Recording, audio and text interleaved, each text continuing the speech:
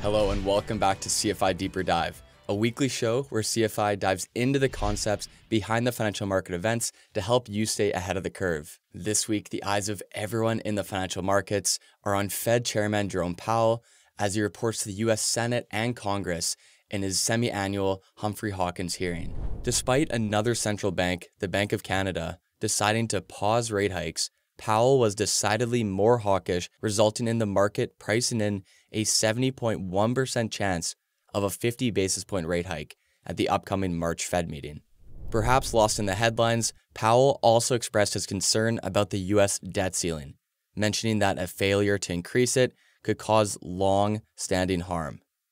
The debt ceiling is currently at $31.4 trillion US dollars, which was set by Biden in 2021. The Congressional Budget Office stated recently that the U.S. Treasury Department will not be able to fulfill its financial obligations between July and September unless this cap is increased or lifted. This could cause the U.S. government to default on its obligations, which would be an unprecedented event in history. This week, we'll take a deeper dive into what the U.S. debt ceiling actually is. The U.S. debt ceiling, also known as the debt limit, is a legal limit set by Congress on the amount of money the U.S. government is allowed to borrow. Think of it like a credit limit on a credit card. Just as you have a limit on the amount of money you can borrow, the U.S. government has a limit on the amount of money it can borrow to fund its spending. The debt ceiling was first introduced in 1917 to give Congress greater control over government spending. But since then, it has been raised over 100 times to accommodate the increasing borrowing needs of the government. When the debt ceiling is reached, the U.S. government is no longer able to borrow more money, which means it may not be able to pay all of its bills off on time. This could lead to a default on the government's debt obligations, which would have serious consequences for the U.S. economy as well as the global financial markets. This could result in a downgrade in its credit rating or even a government shutdown if it's serious enough. The U.S. government has had its credit rating downgraded only once in history, which was in August 2011 by the credit rating agency Standard & Poor's, or S&P. At the time, the U.S. was in the midst of a debate over raising the debt ceiling, and S&P cited the political gridlock and uncertainty surrounding the issue as a main reason for the downgrade. And here we can see S&P lowered the U.S. government's long-term credit rating from AAA to AA+, which is still considered a very high credit rating, but was the first time the U.S. lost its AAA rating from S&P. The downgrade caused some immediate market turmoil and a dip in stock prices, but the long-term impact was relatively limited.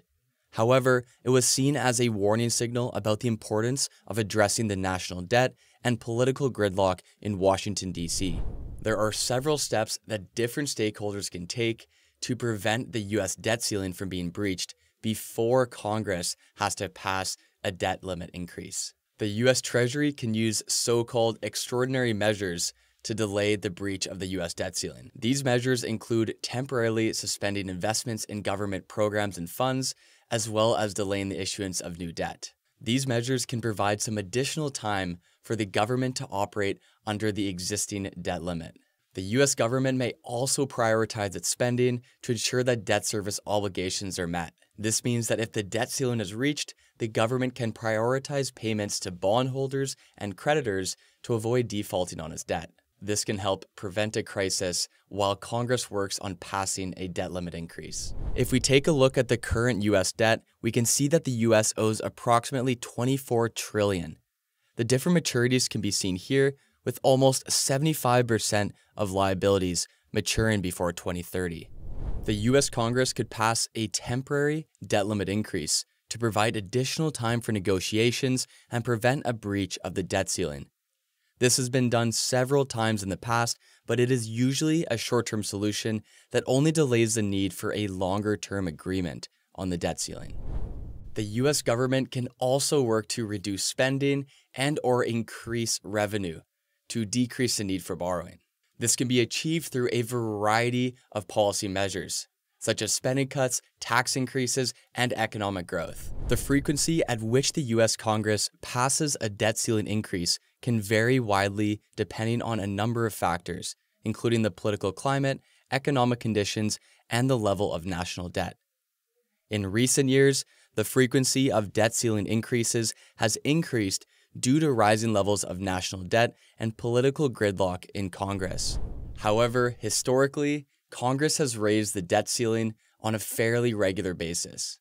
Between 1940 and 2019, Congress raised the debt ceiling a total of 95 times, or approximately once every 10 months on average. It's important to note that in addition to raising the debt ceiling, Congress has also taken other measures to address the national debt. Examples of this could be passing budget resolutions and deficit reduction packages. These measures can help reduce the need for frequent debt ceiling increases and address the underlying issues driving the growth of the national debt. If you're interested in learning more about the way that governments fund themselves in the bond market, please check out our course on applied fixed income. Thank you for listening, and we'll see you on the next CFI Deeper Dive.